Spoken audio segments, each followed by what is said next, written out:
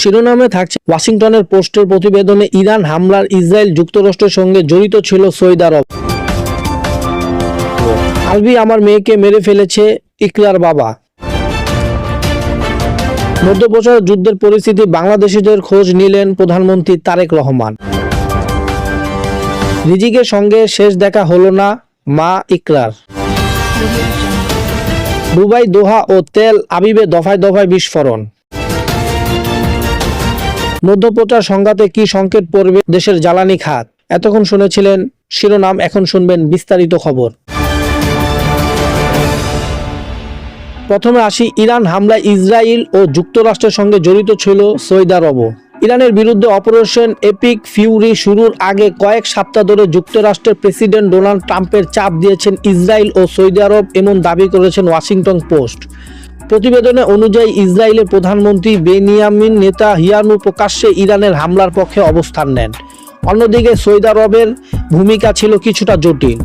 Saudi যুবরাজ মোহাম্মদ বিন সালমান গত এক মাস ট্রাম্পের সঙ্গে একাধিকবার ব্যক্তিগতভাবে ফোনে কথা বলে হামলার পক্ষে মত দেন বলে জানানো হয়, যদিও প্রকাশ্যে তিনি কূটনৈতিক সমাধানের পক্ষে মন্তব্য দেন।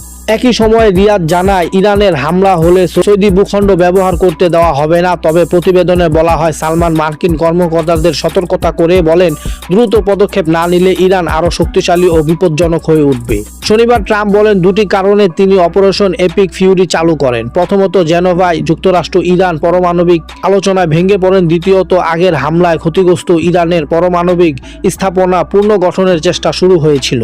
ট্রাম্পের দাবি, ইরানিরা কখনোই এগিয়ে আসে আবার সরে যায়, এতে বুঝিয়েছি তারা আসলে চুক্তি চায় না। তিনি আরও জানান, গত 25 বছরে বিশ্বজুড়ে ইরান সম্পর্কিত হামলায় একটি তালিকা প্রস্তুত করতে তিনি নির্দেশ দেন এবং দেখেন প্রায় প্রতি মাসেই তারা কোনো না কোনো সহিংসতা ঘটনা জড়িত ছিল। আলবি আমার মেয়েকে মেরে ফেলেছে, যা বললেন ইকরার বাবা। ছোট পর্দার অভিনেত্রা জাহের আলবির স্ত্রী আফরা ইবানাত খান ইকরার আত্মহত্যার ঘটনায় এবার সামনে এলো চাঞ্চল্যকর তথ্য। একমাত্র সন্তানকে হারিয়ে পাগল প্রায় ইকরার বাবা আলবি ও তার মায়ের বিরুদ্ধে বিস্ফোরণ অভিযোগ এনেছে। তার দাবি, আলবি ও তার মায়ের প্রচারণাতেই ইকরার আত্মহত্যার পথ বেছে নিতে বাধ্য হয়েছে। ক্ষুব্ধ এই বাবা তার মেয়ের মৃত্যুকে হত্যা আখ্যা দিয়ে জড়িতের দৃষ্টান্তমূলক বিচার দাবি করেছেন। মেয়ের শোকে পাথর বাবা ক্ষোভ ও কান্নায় ভেঙে পড়ে বলেন, সুষ্ঠু বিচার হোক আলবির। আলবির একটা অসভ্য ছেলে, সে আমার মেয়েকে মেরে ফেলেছে। আগে জানতাম না, মনে করতাম সে ভালো। আমার মেয়ে সংসার টেকানোর জন্য আমাদের কাছে কখনো কিছু প্রকাশ করেনি। মিডিয়ার মানুষের প্রতি তীব্র ক্ষোভ প্রকাশ করে তিনি আরও বলেন, আমি বুঝতে পেরেছিলাম এ খারাপ হবে। মিডিয়ার মানুষ ভালো হয় না, এরা অসভ্য। আমি এর নিষ্ঠুর বিচার চাই। ইকরার শিক্ষা জীবনে আক্ষেপ করে তার বাবা জানান, ইকরা অন্তত মেধাবী ছাত্রী ছিলেন। তিনি বলেন, আমার মেয়ে যখন জাহাঙ্গীরনগর বিশ্ববিদ্যালয়ে চান্স পেয়েছিলেন তখন আলবি একটি প্রাইভেট ইউনিভার্সিটিতে পড়েন। আমি তখন বলেছিলাম আলবির কাছে মেয়ে বিয়ে দিব না। আমি আলবির মাকে বলেছিলাম, ভাবিও আমি আপনার ছেলের সঙ্গে আমার মেয়েকে বিয়ে দিব না, আমার মেয়েকে আপনারা ভিক্ষা করে দেন। কিন্তু তারা মানেনি। তারা অভিযোগ করেন আলবি ও তার মা সুযোগ করে তারা অল্প বয়সী মেয়েটাকে নিয়ে গিয়ে বিয়ে করায়। ইকরা তখন মাত্র অনার্স প্রথম বর্ষের ছাত্রী ছিল। শুরুতেই বিয়ে মনে না করে দিলেও একমাত্র সন্তানের ভবিষ্যতের কথা ভেবে পরে মেনে নিয়েছিলেন এই অসহায় বাবা। মেয়ের এই করুণ পরিণতির জন্য আলবির মাকে সরাসরি দায়ী করেছেন ইকরার বাবা। তিনি ক্ষোভ প্রকাশ করে বলেন, এই সুইসাইডের পেছনে আলবির মা দায়ী। তিনি একজন অ্যাবনর্মাল মহিলা। আমার মেয়েটাকে দারুণ স্টুডেন্ট ছিল, ওদের জন্য তারা কেরিয়ার লেখাপড়া সব শেষ হয়ে গেল। আমি ভিক্ষা চেয়েছিলাম ওদের কাছে, কিন্তু ওরা দেয়নি। ইকরার আত্মহত্যার পেছনে তৎক্ষণিক কারণ হিসেবে আলবির একটি ফেসবুক পোস্টের সামনে এনেছেন তার বাবা। তিনি প্রশ্ন তুলে বলেন, আলবি কেন আরেকটি মেয়েকে নিয়ে আমার মেয়ের সামনে নেপাল থেকে ফেসবুকে পোস্ট দিয়েছে? এমনিতেই আমার মেয়ে আমাদের কাছে নিজেকে অপরাধী মনে করত। আলবিকে নিয়ে ইকরার অনেক গর্ব ছিল। যখন দেখলো আলবি এমন করতেছে, এরপর আলবি ও তার মেয়ের প্রচারণায় আমার মেয়ে হয়তো সুসাইড করেছে। সন্তান হারানো এই আহাজারি এবং আলবির পরিবারের বিরুদ্ধে নানা ইকরার বাবার এই চাঞ্চল্যকর অভিযোগ পুরো ঘটনাকে এখন আরো জটিল করে তুলেছে। 15 বছরের জমানো কষ্ট আর এক বুক অভিমান নিয়ে না ফেরার দেশে চলে যাওয়ার ইকরার জন্য এখন কেবলই বিচারের দাবি স্বজনদের। বাংলাদেশিদের খোঁজ নিলেন প্রধানমন্ত্রী তারেক রহমান। ইরান সহ মধ্যপ্রাচ্য চলমান যুদ্ধ পরিস্থিতির প্রেক্ষাপটে সেখানে অবস্থানের বাংলাদেশিদের সার্বিক অবস্থার সম্পর্কে খোঁজ খবর নিয়েছেন প্রধানমন্ত্রী তারেক রহমান। রোববার 1 মার্চ সকালে সচিবালয়ে প্রধানমন্ত্রীর সঙ্গে সাক্ষাৎ করে পররাষ্ট্রমন্ত্রী খলিলুর রহমান। এ সময় প্রধানমন্ত্রী পররাষ্ট্র বিষয় উপদেষ্টা হুমায়ুন কবির উপস্থিত ছিলেন। প্রধানমন্ত্রীর অতিরিক্ত প্রেস সচিব আতিকুর রহমান রুমন জানান, ইরানের সম্পর্কিত ঘটনাবলীর কারণে মধ্যপ্রাচ্যের বিভিন্ন দেশের অবস্থানরত বাংলাদেশিদের নিরাপত্তা ও বর্তমান পরিস্থিতি নিয়ে বিচারস্থি আলোচনা হয়েছে। প্রধানমন্ত্রী সংশ্লিষ্ট মন্ত্রণালয়গুলোর প্রয়োজনীয় নির্দেশ দিয়েছেন। এছাড়াও বৈঠকে মধ্যপ্রাচ্য কেন্দ্রিক বেশ কিছু ফ্লাইট বাতিল হওয়ার সৃষ্টি পরিস্থিতি গুরুত্বপূর্ণ পায়। বিশেষ করে হযরত শাহজালাল আন্তর্জাতিক বিমানবন্দরে আটকে পড়া যাত্রীদের সার্বিক ব্যবস্থাপনা নিয়ে প্রধানমন্ত্রী সার্বক্ষণিক তদারকি করেছেন বলে জানান অতিরিক্ত প্রেস সচিব। তিনি বলেন, প্রধানমন্ত্রীর নির্দেশ অনুযায়ী বিমান মন্ত্রণালয় সংশ্লিষ্ট দপ্তরগুলো সম্মানিতভাবে কাজ করেছে। বিমান ও প্রতিমন্ত্রী সকল থেকেই বিমানবন্দরে অবস্থান করেছে। প্রবাসী কল্যাণ মন্ত্রণালয় প্রয়োজনীয় পদক্ষেপ নিতে বলা হয়েছে। সংশ্লিষ্ট সূত্র জানায়, চলমান আঞ্চলিক উত্তেজনা ও সাম্ভাব্য প্রভাব মোকাবেলায় সরকার পরিস্থিতি নিবিড়ভাবে পর্যবেক্ষণ করেছে। রিজিকের সঙ্গে শেষ দেখা হলো না মা ইকরার। 15 বছরের দীর্ঘ সংসার, কত হাসি কান্না, অভিমান আর অভিযোগ পাহাড়। সবশেষে বুক ভরা অভিমান নিয়ে পৃথিবী থেকে বিদায় নিলেন ছোট পর্দার জনপ্রিয় অভিনেত্রী জাহের আলভির স্ত্রী আফরা ইবনাত খান ইকরা। তবে চিরতরে চলে যাওয়ার বেলায় সবচেয়ে বড় আক্ষেপটা হয়তো থেকেই গেল, একমাত্র সন্তান রিজিকের মুখটাও শেষবারের মতো দেখা হলো না তার।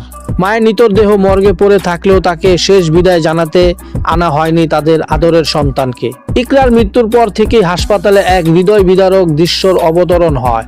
মর্গে পড়ে আছেন ইকরার নিথর দেহ, কিন্তু আলভির পরিবারের কোনো সদস্যই দেখা মেলেনি। সবচেয়ে মর্মান্তিক বিষয় হলো, ইকরার নারী ছেঁড়া ধন একমাত্র সন্তান রিজিককেও আনা হয়নি মায়ের কাছে। ইকরার পরিবারের সঙ্গে থেকে আলভির পরিবারের সঙ্গে যোগাযোগ করা হলেও তারা আশ্বাস দিয়ে বলেছিলেন, আসতেছি, একটু পরেই রওনা হচ্ছি, 1 ঘন্টার মধ্যে পৌঁছে যাব। কিন্তু দীর্ঘ সময় পেরিয়ে গেল, তাদের কেউ হাসপাতালে আসেননি, এমনকি মাকেও শেষবারের মতো দেখতে দেওয়া হয়নি সন্তানকেও। স্ত্রীর এমন মর্মান্তিক মৃত্যুর খবর স্বামী জাহের আলভি এখনও দেশে পৌঁছাতে পারেনি। জানা গেছে, ঈদ উল ফিতরের নাটকের শুটিংয়ে নেপালে ছিলেন তিনি। হঠাৎ করে ফ্লাইটের টিকিট না পাওয়ার কারণে সঙ্গে সঙ্গে দেশের উদ্দেশ্যে রওনা হতে পারেননি তিনি। তবে আজ রোববার দুপুরের ফ্লাইটে ঢাকার উদ্দেশ্যে রওনা দেওয়ার কথা রয়েছে। ময়নাতদন্ত ও আইনি প্রতিক্রিয়া শেষে ইকরার মরদেহ তার নিজ গ্রামে ময়মনসিংহের ভালুকায় নিয়ে যাওয়া হচ্ছে। ইকরার খালুর দেওয়া তথ্য মতে আনুমানিক 2টার দিকে মর্গে থেকে ভালুকা রাউনি গ্রামের উদ্দেশ্যে রওনা হবে পরিবার। সেখানে নিজ বাড়িতে জানাজা শেষে এই হতভাগী মায়ের দাফন সম্পূর্ণ হবে। 2010 সালে 9 নভেম্বর ভালোবাসা পালিয়ে ইকরা বিয়ে করেছিলেন জাহের আলভি। দীর্ঘ 14 বছর পর 2024 সালে তাদের বিয়ের বিষয়টি প্রকাশ্যে আসে। কিন্তু এই দীর্ঘ পথ চলা সমাপ্তি হলো এক রাশ হতাশ আর ক্ষোভের মধ্যে দিয়ে। মৃত্যুর আগে ফাঁস হওয়া মেসেঞ্জার চ্যাটে ইকরা অভিযোগ করেছিলেন, আলভির এক সহ অভিনেত্রী তিথি সঙ্গে পরকীয়া এবং স্বামীর চরম অবহেলায় তাকে মানসিকভাবে বিধ্বস্ত করে তুলেছিল। সন্তানের কথা ভেবে বাবার সম্পর্কে টিকিয়ে রাখার চেষ্টা করেও ব্যর্থ হন তিনি। দিন শেষে এই সন্তানের সঙ্গে আর শেষ দেখা হলো না মা ইকরার। দুবাই, দোহা ও তেল আবিবে দফায় দফায় বিস্ফোরণ। সংযুক্ত আরব আমিরাত, ইউএই, দুবাই, কাতারে, দোহা ও ইসরায়েলের তেল আবিবে নতুন করে বিস্ফোরণ শোনার শব্দ হচ্ছে। রোববার 1 মার্চ সকালে নতুন করে বিস্ফোরণের শব্দ শোনা গেছে। দুবাইয়ের বিস্ফোরণের কয়েকটি বিকট শব্দ শোনা গেছে। দোহার বাসিন্দারাও বলেছেন, এ শহরের কমপক্ষে 11টি বিস্ফোরণ ঘটেছে। এর আগে কাতারের স্বরাষ্ট্র মন্ত্রণালয় বলেছেন, ইরানের হামলায় দেশটিতে আরও 8 জন আহত হয়েছে। মন্ত্রণালয় জানায়, হামলার শুরুর পর থেকেই কাতার আহত মানুষের সংখ্যা বেড়ে 16 দাঁড়িয়েছে। দেশটির বিভিন্ন এলাকায় সীমিত আকারে কিছু ক্ষয়ক্ষতিও হয়েছে। এদিকে আজ সকাল 6টার কিছু পর ইসরায়েলের বিভিন্ন স্থানে বারবার বিমান হামলার আশঙ্কায় সতর্ক সংকেত বাজাতে শোনা গেছে। নাগরিকদের আসন্ন হামলা নিয়ে সতর্ক করতে এ সংকেত বাজানো হয়। তেল আবিবে একাধিক বিস্ফোরণের খবর পাওয়া গেছে। ইসরায়েল তাদের আধুনিক আকাশ প্রতিরক্ষা ব্যবস্থা ব্যবহার করে ইরানের হামলা প্রতিহত করার চেষ্টা করেছে। ইসরায়েলি সংবাদ মাধ্যমে চ্যানেল 12-এর প্রতিবেদনে বলা হয়, ইসরায়েলি ইরান আরও ক্ষেপণাস্ত্র হামলার আশঙ্কা করা হচ্ছে। দেশ জুড়ে যে কোনো সময় হামলা জানিত সতর্ক সংকেত বেজে উঠতে পারে। মধ্যপ্রাচ্য সংঘাতে কি সংকেত পড়তে পারে দেশের জ্বালানি খাত? ইরানের সঙ্গে যুক্তরাষ্ট্র ও ইসরায়েলের সংঘাতে অতিশীলিত হয়ে পড়েছে মধ্যপ্রাচ্য। যুক্তরাষ্ট্র ইসরায়েলের বোমা বর্ষের জবাবে ইরানের মধ্যপ্রাচ্যের বিভিন্ন দেশে 27টি মার্কিন ঘাঁটিতে হামলা চালিয়েছে। হরমুজ প্রাণীডালী সংগন এলাকায় সামরিক উত্তেজনা বৃদ্ধি এবং হামলার জেরে জ্বালানি সরবরাহ ব্যবস্থা ব্যবহৃত হওয়ার সংখ্যা তৈরি হয়েছে, যার ফলে তেলের দাম আকাশচুম্বী হওয়ার ঝুঁকি রয়েছে।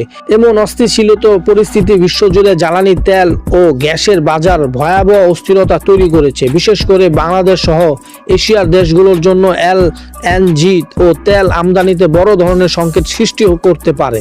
সংখ্যা শুরুর আগে গত শুক্রবার 27শে ফেব্রুয়ারি আন্তর্জাতিক বাজারে অপরিশোধিত তেলের দাম 2%-এরও বেশি বেড়েছে। গত 17 ফেব্রুয়ারি যেখানে ব্যারেলের প্রতি দাম ছিল $61, তা বেড়ে বর্তমান $72.87 দাঁড়িয়েছে। হরমুজ প্রাণঢালীতে বড় ধরনের বিঘ্ন ঘটলেও দাম ব্যারেলের প্রতি 95 থেকে $110 পৌঁছানোর সংখ্যা রয়েছে।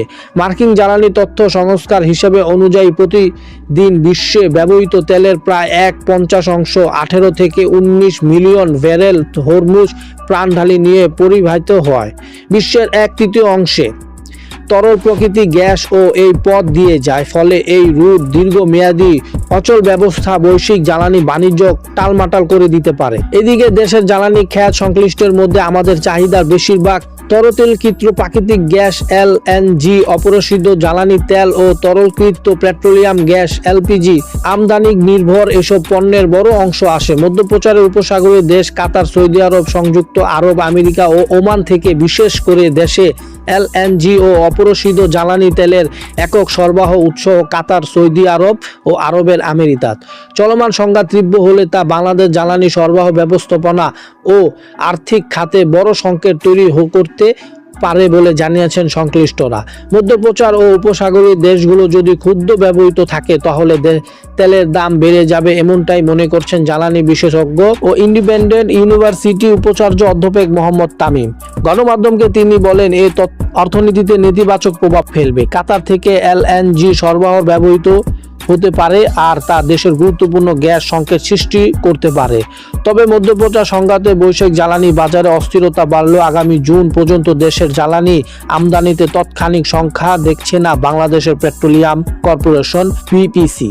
সরকার টু সরকার চুক্তি উন্মুক্ত দরপত্রের মাধ্যমে নির্ধারিত সময় পর্যন্ত পরিশোধিত জ্বালানি আমদানিতে চুক্তি সম্পূর্ণ হয়েছে।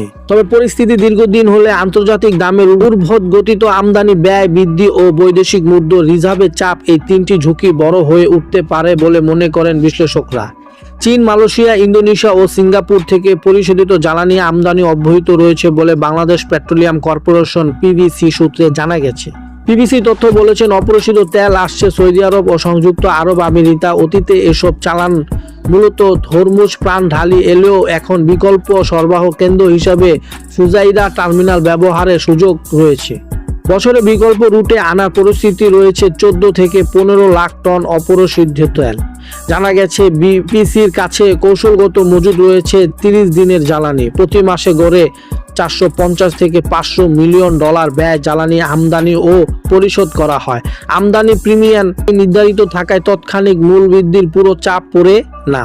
তবে স্পষ্ট মার্কিন দাম বাড়লে ভবিষ্যতে চলানের ব্যয় পড়বে।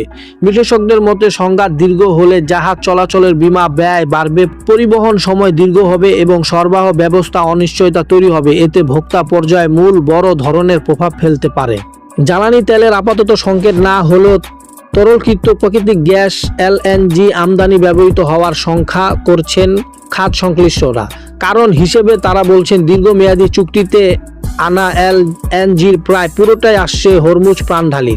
ইরান সংকেত দীর্ঘস্থায়ী হলে হরমুজ প্রাণঢালী দিয়ে জাহাজ চলাচল বন্ধ হয়ে যাওয়ার আশঙ্কা করা হচ্ছে। পাশাপাশি বাড়তে পারে আমদানি ব্যয়, যা সরাসরি বিদ্যুৎ ও শিল্প কারখানার উৎপাদনের প্রভাবিত করবে। পেট্রোলিয়াম বাংলা পরিচালক অপারেশন অ্যান্ড মাইন্স প্রকাশক মোহাম্মদ রফিকুল ইসলামের মতে, মধ্যপ্রাচ্য সংকেতে কাতার থেকে এলএনজি আমদানি বন্ধ হলে তা সুনির্দিষ্ট কারণ হয়ে দাঁড়াবে।